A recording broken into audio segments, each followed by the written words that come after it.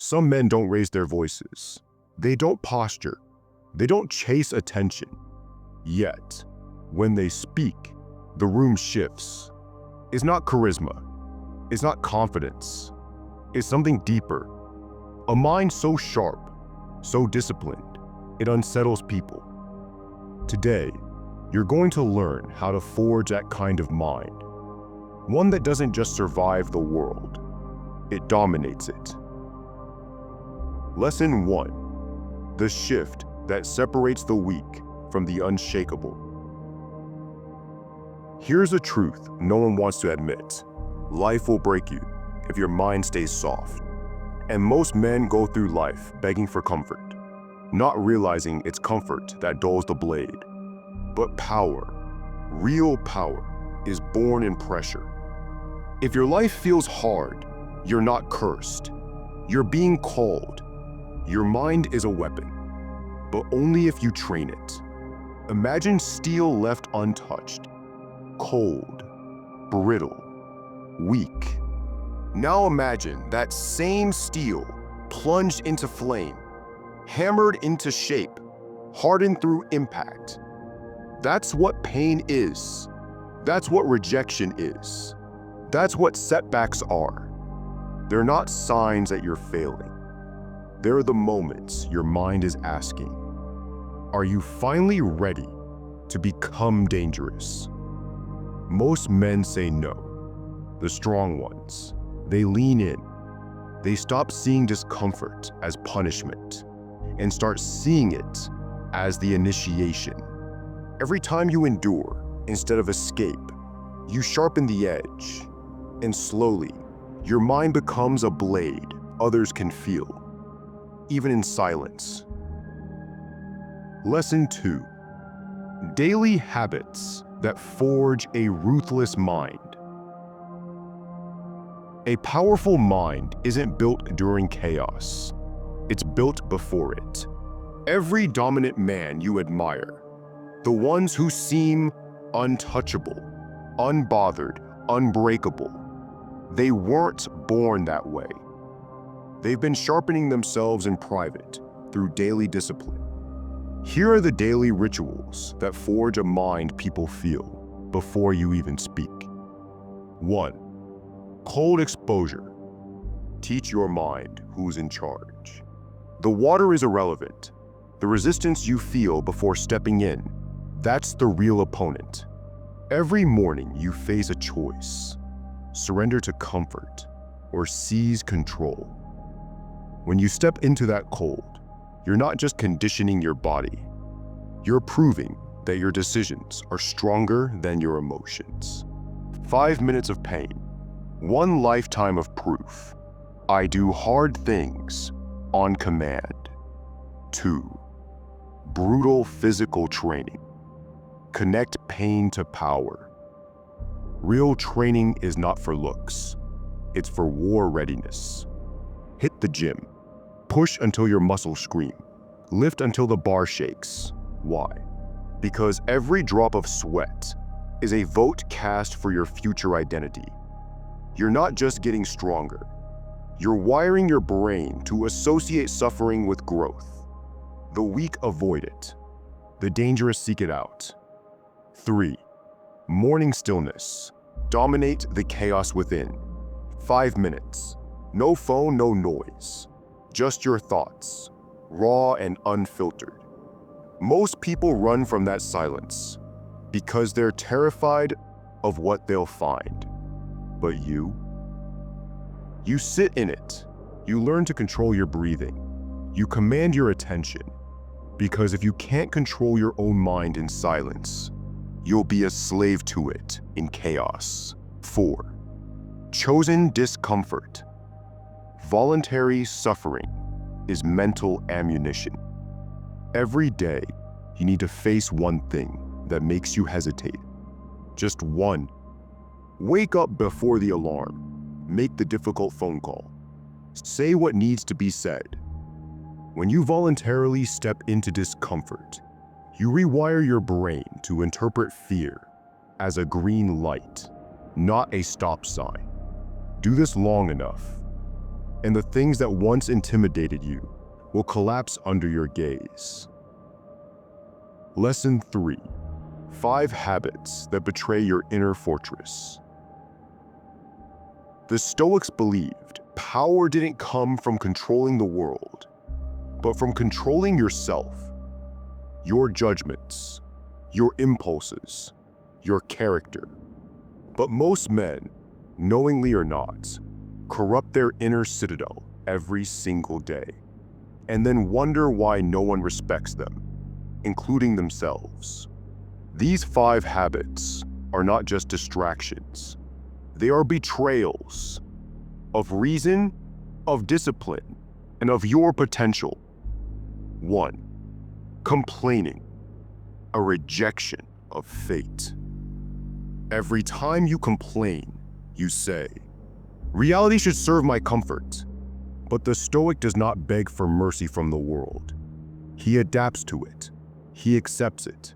He meets fate as an equal, never as a victim. Complaining is noise. Acceptance is strength. 2. Comfort seeking, choosing pleasure over principle.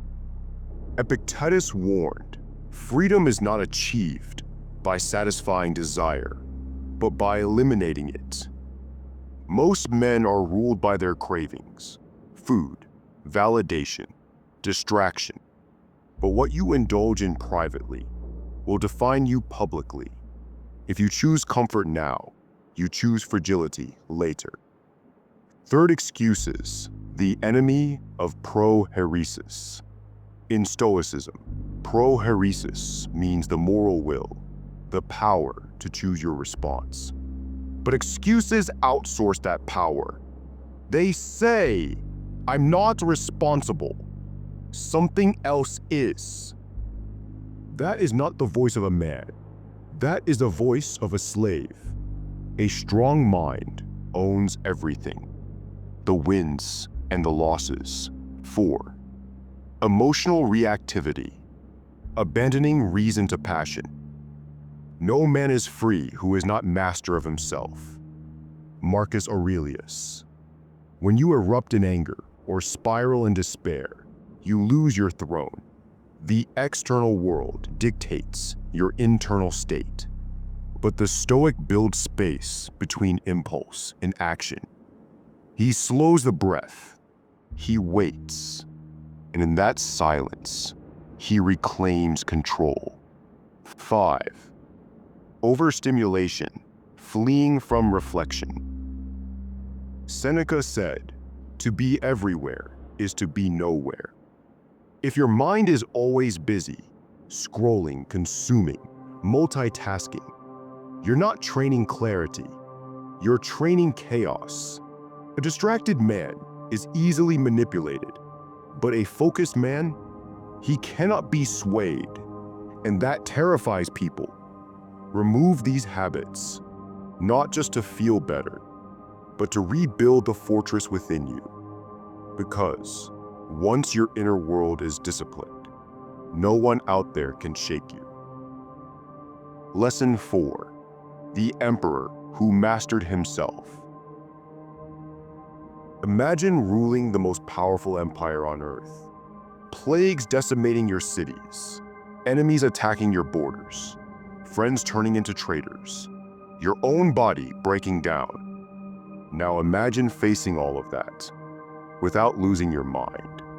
That was Marcus Aurelius, but not the version history books glorify. The real Marcus was something different. A man who woke up every day in pain.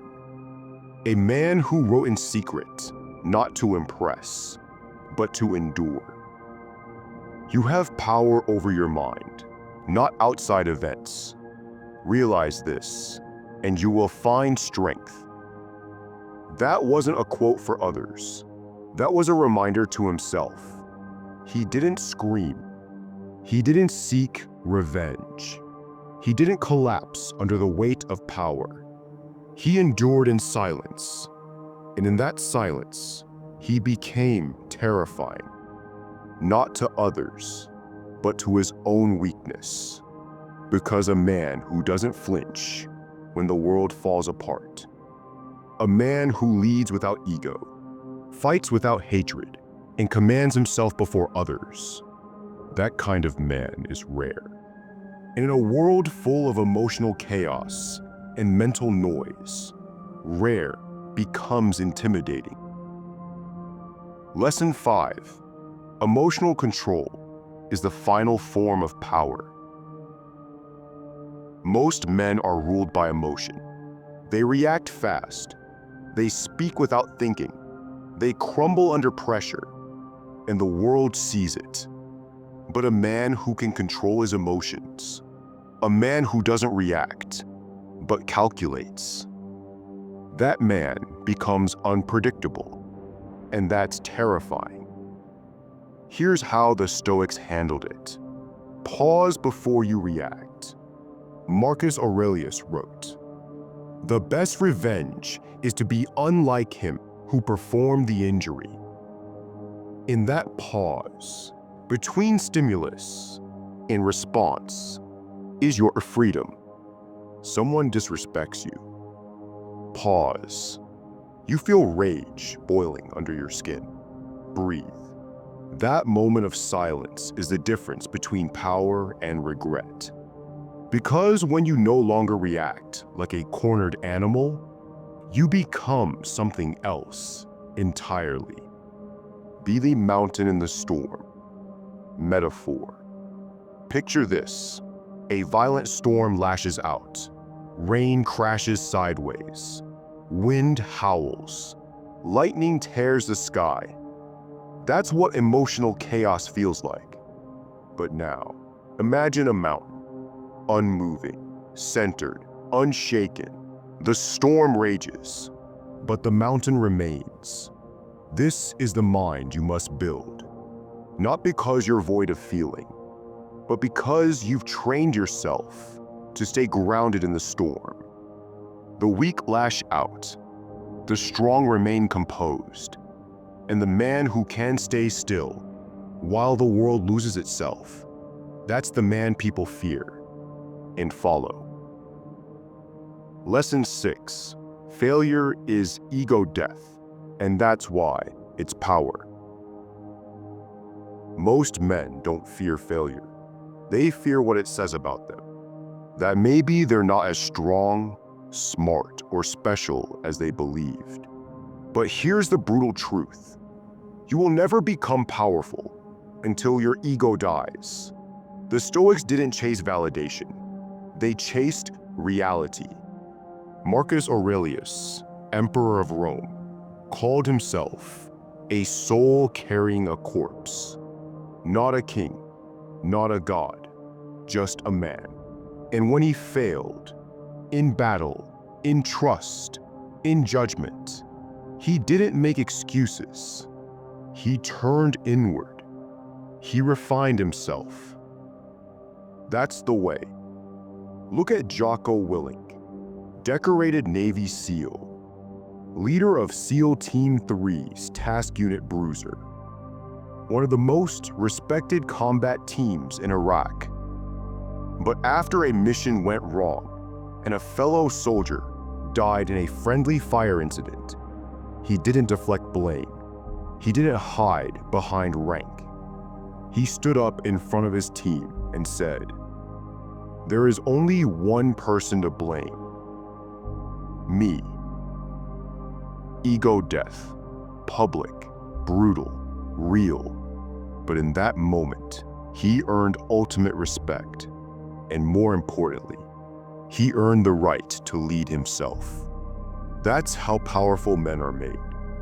Through fire, through failure, through the decision to let the old self die and rise sharper. Lesson 7. Motivation is a myth. Discipline is domination. There will be days when you feel tired, days when you're angry, number burned out, hopeless. And if you rely on motivation, you will fall. Because motivation is a mood, it's weather. It changes with the wind. But discipline, Discipline is a decision, a code. The Stoics didn't wait to feel ready. They built routines. They made oaths to themselves, and they honored those oaths no matter how they felt. Epictetus said, "First say to yourself what you would be, and then do what you have to do." That's the standard. Get up when you don't want to. Train when you're tired. Say no to pleasure when it weakens your edge. Because every time you choose discipline over emotion, you cast another vote for the man you swore to become. And when that man shows up every day, unshaken, unmoved, unstoppable, people feel it. They can't explain it, but they know. This man is different. This mind is dangerous. Final challenge, the man you're becoming. You don't need to be born strong. You don't need the perfect childhood, the perfect genetics, or the perfect start. All you need is this, a decision. A decision to stop negotiating with weakness. A decision to stop living at half your power. A decision to stop waiting for the world to give you permission. Because the truth is, you already know who you're supposed to be. You've seen glimpses of him in the silence, in the discomfort, in the choices you almost made. But now, it's on you to show up, to shut out the noise, to forge a mind so sharp, so disciplined, so calm, that it doesn't just earn respect, it commands it. So the question is, will you stay who you've been, or finally become the man people feel when you walk in, even if you say nothing? If you enjoyed this video, hit the like button, share your thoughts in the comments, and subscribe to our channel for more Stoic wisdom. See you in the next video.